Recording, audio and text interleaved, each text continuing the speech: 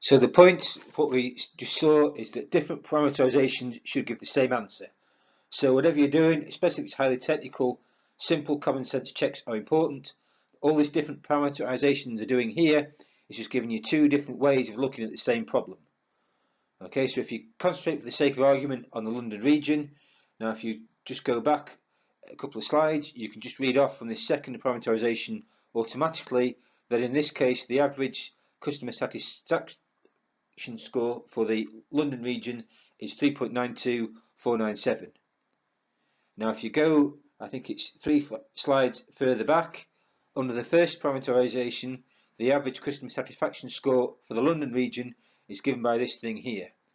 Okay, so how this works, just to try and show you how this all hangs together, is that the average score is calculated as the intercept plus the London adjustment. So in this case, you have the overall average of 3.989932 minus this adjustment or correction factor of 0.064965, and if you do this, you also get the same answer, 3.924967, as the estimate of the underlying average in this case. So again, all these common sense checks always important, and all that you have of these different parameterizations is just two different ways of looking at the same thing.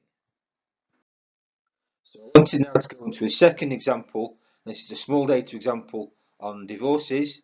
So you've got data that was originally from the Daily Mirror, which gives the percentage of divorces caused by adultery as a function of the year of marriage. And the original analysis, which I think is potentially misleading, claimed that the divorce risk peaks at year 2 and then decreases thereafter.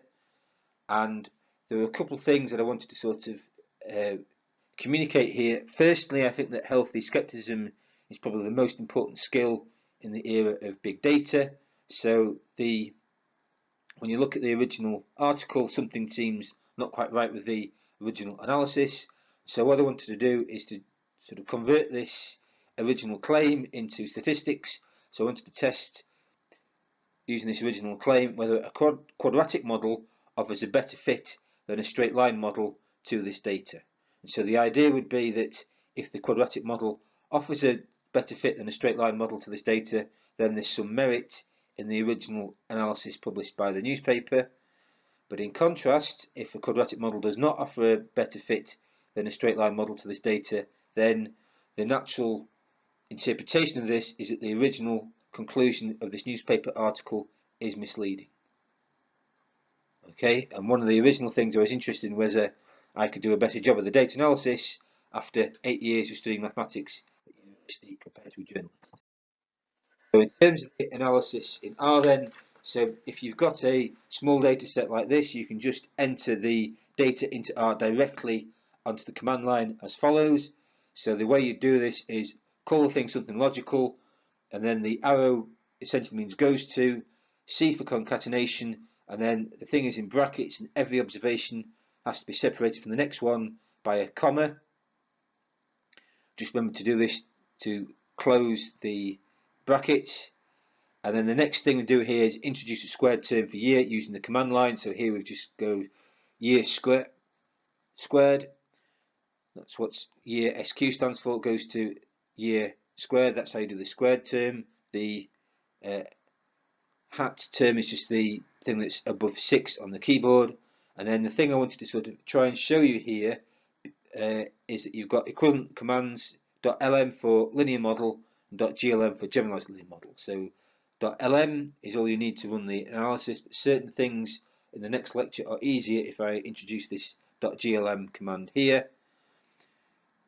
So in R, if you use this command .glm for generalized linear model, a generalized linear model with normal errors is the default. So the default is to do a normal regression model.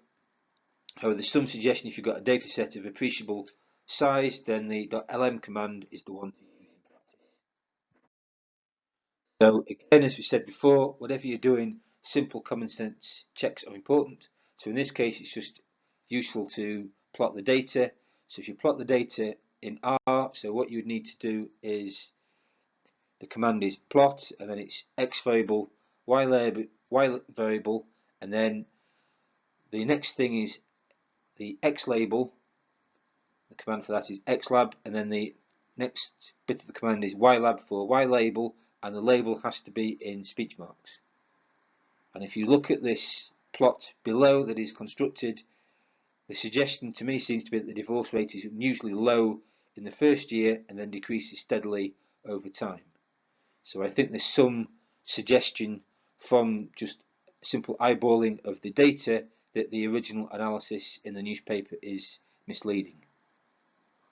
Okay, so what we're going to look for as well is to cross-check that simple graphical observation with the results of a regression analysis. And so, similar to as we've done before, we're going to try and use simple common sense checks, and in this case we're going to see if we get the same conclusion from two different approaches. So, graphical approach just from this plot, and a statistical approach using a regression model.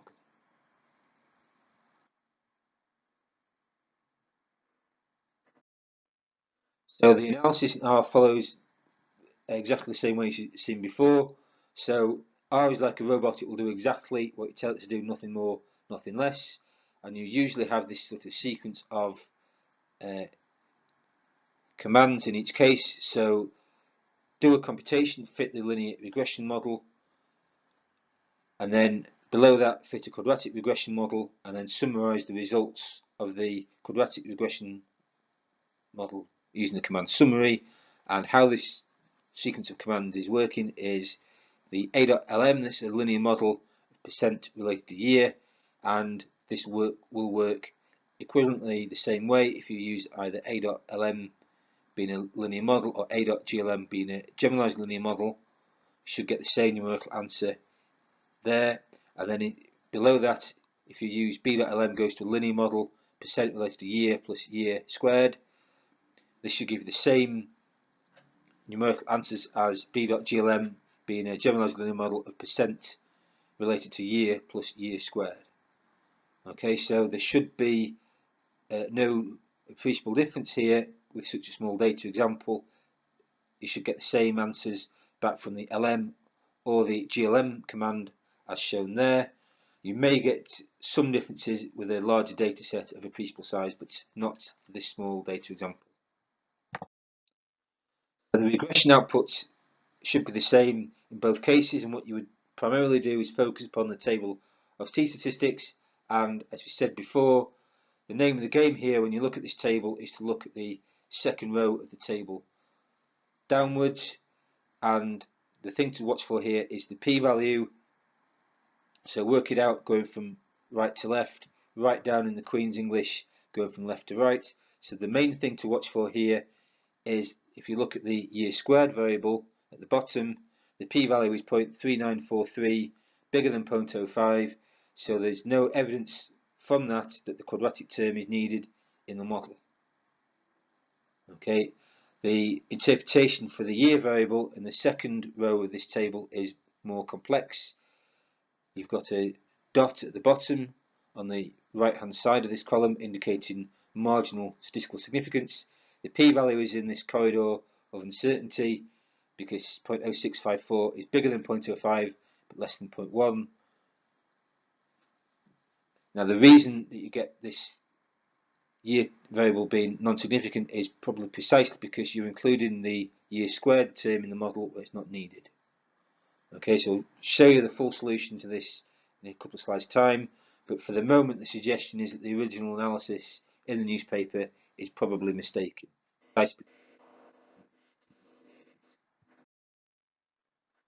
So it's sometimes thought for technical reasons to be better to test for model improvement using an f-test rather than a t-test. Now in R the command to do that is another, and that's the same whether you use the .lm or the .glm commands, but you have to specify that you want it to do an f-test, hence the option there, test equals f, the f being in speech marks, and in this case you get exactly the same answer out, that the p-value is 0.3943, bigger than 0.05. Again, this suggests that the quadratic term is not needed in the model. Okay, and it's important here that you've got this sort of common sense aspect to this problem. So whether you use a t-test on the previous slide or the f-test here, you get the same answer in this case, that the quadratic term is non-significant, so not needed in the model. And because this quadratic term is not significant, the clear suggestion is therefore that the analysis in the Daily Mirror newspaper that was originally published is probably misleading. Okay, so what you've done on this slide is test between a linear model and a quadratic model. There's no evidence for a significant difference, so the implication would be that the linear model would be the one to use in terms of the interpretation, and that is what is discussed on the next slide. So in terms of the final analysis and conclusions then, so the simple linear regression model is the one to go for. The results of this model can be obtained using the command summary of a.glm or summary applied to a.lm. You should get the same answer in each case. In both cases, the thing to focus upon is the table of t statistics, and the thing here to focus upon is the second row downwards. So work this out working from right to left. Write this out in the Queen's English, as it says there in the bullet point, going from left to right. So from the second row of this table, the p-value is 0.000442, which is less than 0.05, which is significant. Go to the left-hand side. The estimated coefficient is minus 0.27993, which is negative. So write this out in the Queen's English, working from left to right. So the coefficient of year is negative and statistically significant, precisely because p equals 0.00442, less than 0.25. So as the number of years marriage increases, the percentage of divorces caused by adultery decreases. The interpretation appears to be that the Daily Mirror analysis is misleading. It's safe to say that the divorce rate caused by adultery generally decreases over time, but is unusually low in the first year. And what you've got here is both graphical and statistical information pointing to the same conclusion.